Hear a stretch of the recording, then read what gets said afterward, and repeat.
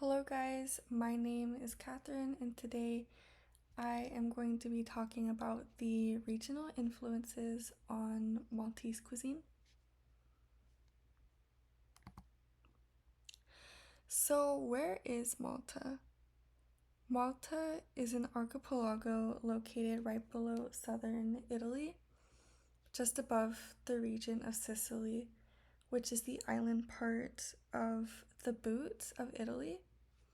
As you can see on figure 1, the picture in the middle, it is also sandwiched between North Africa, placed directly across from Libya, setting it right in the middle of the Mediterranean Sea, which is important to note for this presentation. Malta's capital is Valletta, which is located in the main island in the Maltese archipelago, as depicted in figure 2 on the right. The main island of Malta is the bigger, more southern island in the map. There are 5 islands that make up the Maltese archipelago, the largest being Malta itself.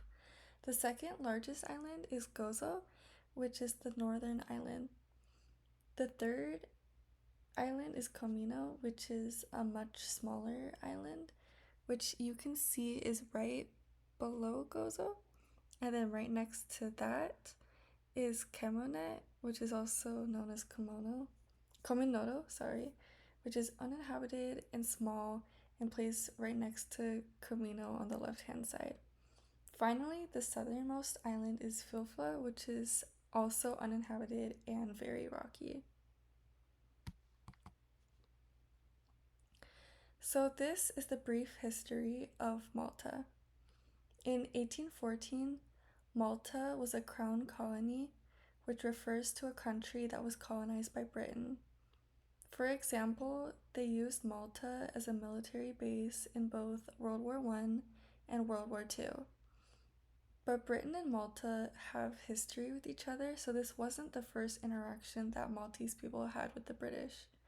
Previous to the occupation, the British supported the Maltese uprising against France in 1800, and the French garrison, or troops, surrendered to the British the same year. This would be agreed upon in the 1814 Treaty of Paris.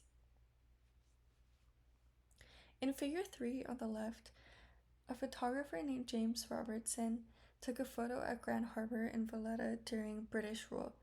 This harbor was used for military bases. The British rule ended in 1964. There are a couple reasons as to why, including a debate between Maltese people on whether or not their country should be self-governed or to continue being ruled by Britain. Another reason why Malta became independent is because there became less and less of a need for Britain to utilize Malta as a base for the Royal Navy. Originally, Malta was going to be a French colony. From 1798 to 1800, during the French Revolutionary War, soldiers from France stormed Malta after the military order Knights Hospitaller, also known as the Knights of St. John, which has a base in Valletta, surrendered to Napoleon Bonaparte. This occupation lasted for 2 years because the people of Malta fought back against France. Soon after, Britain came and took control of the land. During Britain's occupation, British cuisine began to influence Maltese cuisine. Now I'd like to mention the British influence on Maltese cuisine. Although most of Malta's cuisine isn't centered around British food per se, the baking techniques that were brought over by the British really influenced the way that Maltese baked goods were made. Some examples of this would be the way that desserts such as amaret, which, by the way, the Q is silent in Maltese, are prepared. In the next slide, I'll go more in depth about amaret, but essentially it's a traditional Maltese pastry filled with dates. This dessert has been changed over the course of the British occupation because of the method used to bake them. How has Imaret changed?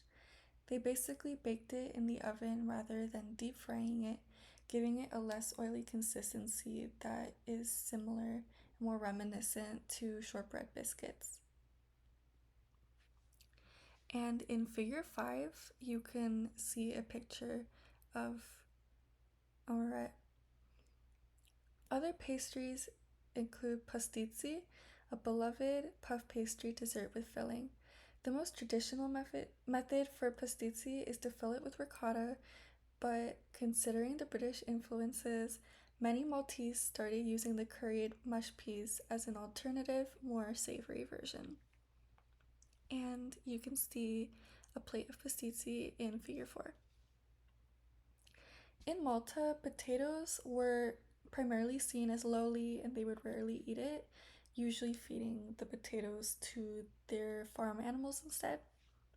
So when Britain began occupying Malta, the Maltese were hesitant to try these potato laden dishes, but throughout the course of time, when the British would receive potatoes through trade, they taught the Maltese various ways of preparing potato dishes, and slowly over time, more dishes in Malta began featuring the potato. And the last British influence I'm going to share is the first recipe book written in Maltese, Kitib Tal Kitchina. And this book, which translates to the kitchen book, was written for Maltese women who worked as servants and cooks for British households to educate the common woman and her servants. Recipes included British cuisine like cottage pie, beefsteak, Irish stew, and various Maltese dishes with meat and fish. And an interesting fact about this book is that it was written in a slightly different variation of Maltese. So the spelling and the pronunciation of the cookbook in the modern day would be Kitib Tal Kitchina with a K instead of a CH as seen on the last bullet point.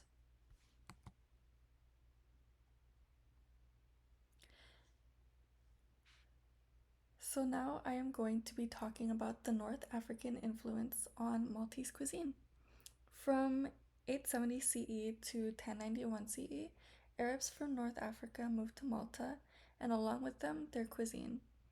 Some of these notable influences include spices like cumin, cinnamon, anise, and cloves. Arabs also brought almonds and dates to Malta. They also brought over citrus such as orange and lemon. All of these ingredients would be used in staple desserts throughout Maltese cuisine. Next, as seen in figure 7, Ak is a honey ring primarily eaten during the Christmas season. It contains honey or sometimes molasses, as well as citrus and spice, which makes this another dessert inspired by the North African Arab influences. In Malta, they cook a variation of couscous called couscous, which is a stew made of beads of pasta which resemble couscous, a direct culinary influence that hails from North Africa. Circling back to Imaret from the previous slide, the original version was inspired by Arab cooking and is meant to be deep fried. Imaret also always has a date filling and for the most part contains citrus and spices like anise, which are all found in Arab and North African cuisine.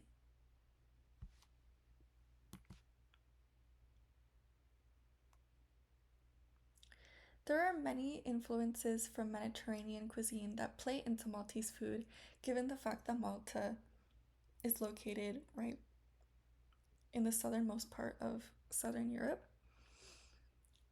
and in the middle of the Mediterranean Sea.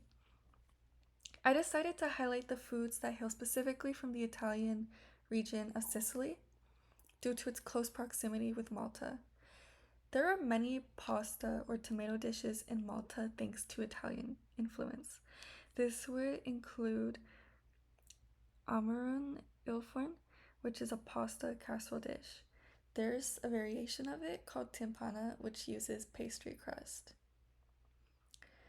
Caponata is a vegetable dish made with primarily tomato, and it has been in Malta from Sicily since the 18th century.